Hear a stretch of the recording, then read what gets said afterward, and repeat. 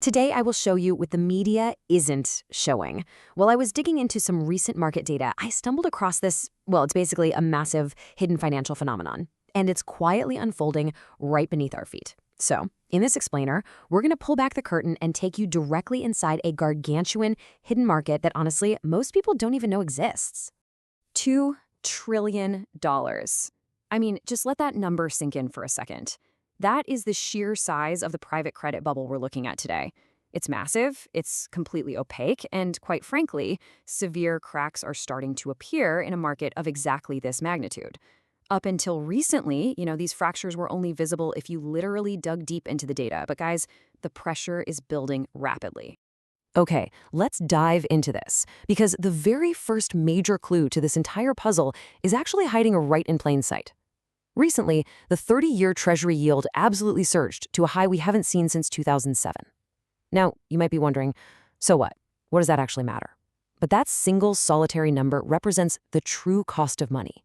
And it's that surging cost of money that's setting the trap. And listen, it's not just some isolated event in one country either. If we zoom out and look right across the globe at the four major sovereign bond markets, we're talking the US, the UK, Germany, and Japan, their yields are all simultaneously surging to decades-high levels. There is absolutely no way this is a coincidence. The global cost of borrowing is fundamentally shifting right before our eyes. To understand why this is such a big deal, we kind of got to look at the simple mechanics of how bonds actually work. Just think of a bond as an IOU, basically a promise from a government or a company saying, hey, give us money and we'll pay it back with interest. And it operates on a giant seesaw mechanism. When lots of people bid on that IOU, the price shoots up and the yield, meaning the interest rate, goes down. Conversely, when the price drops, the yield spikes. And right now, that seesaw has tilted violently, pushing yields up literally everywhere. And this brilliantly illustrates the exact shock to the system. The SOFR, which stands for the Secured Overnight Financing Rate, was sitting at pretty much 0% in 2022. But by 2023, it just exploded to 5%. I mean, that is a 5 times multiplier, basically overnight. And this specific spike, this is the very mechanism that arms the trap we're talking about today. So, to see who actually gets caught in this trap, we have to step into the shadows. Private credit is, for all intents and purposes, a shadow lending market.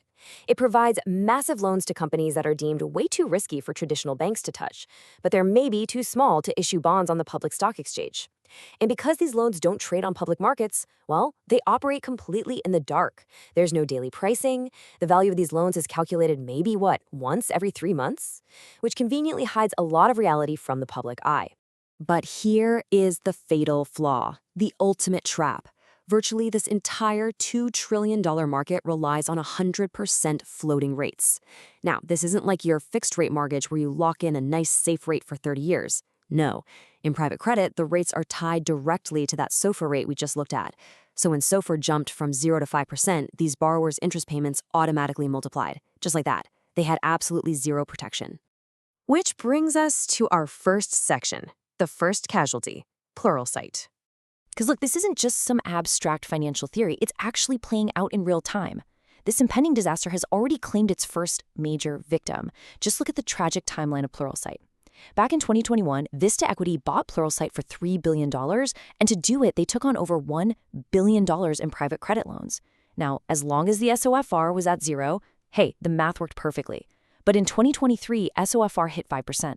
Suddenly, those floating interest payments became mathematically unsustainable. By August 2024, things got so incredibly dire that lenders were forced to seize 85% of the company. They literally had to inject an additional $275 million in fresh cash just to keep the lights on during the takeover. And trust me, this isn't just one isolated story. This is a glaring warning sign for the whole market. Now let's look at the next piece of the puzzle, the illusion, sneaky accounting. Okay, you're probably asking yourself right now, wait, if interest rates quintupled and these borrowers can't pay, why on earth hasn't the entire system crashed yet? How are they hiding this? Well, the answer lies in a clever little financial magic trick called PIK, or payment in kind. See, when a company simply cannot afford to pay its cash interest, the lender offers them this alternative option. Instead of declaring a messy technical default, the unpaid interest is just quietly rolled over and added to the principal loan amount. Poof, just like magic, no default is ever recorded. Let's move to and see how this builds step by step into something incredibly precarious. Step 1, the borrower fails to pay cash interest. Step 2, that unpaid interest is quietly added to the principal. Now, step 3 is where the real illusion happens. The lending fund actually records that unpaid interest as income on their books, even though they never received a single dime in cash. And finally, in step 4, because these business development companies, or BDCs, are legally required to distribute 90% of their income to investors, they end up paying out actual dividends based entirely on this phantom money. I really want you to let that sink in for a moment. They are paying out actual hard cash dividends to investors based on income that never actually arrived. It is, by definition, a legal Ponzi-like structure. Now, to be clear, it is completely permitted by accounting rules, absolutely, but it relies entirely on an illusion of health where none actually exists. Which leads us right into the final phase, the reckoning, the hard math. Because illusions can only last for so long before the hard math takes over. Eventually, the reality of the numbers catches up to the accounting tricks, and we enter the reckoning. The data provides undeniable proof that these cracks are widening fast. According to Fitch, the private credit default rate has hit 6%. That is the highest since its inception. And remember that PIK magic trick we just talked about? Its usage has skyrocketed by 72% since 2021. Furthermore, MSCI found that 10% of these loans are currently marked down to just 50 cents on the dollar. Distressed borrowers are being falsely propped up and marked as performing on paper, but the underlying data is screaming otherwise. And there is a massive wall rapidly approaching us. Between the years 2026 and 2029, $85 billion in BDC loans will hit their maturity date.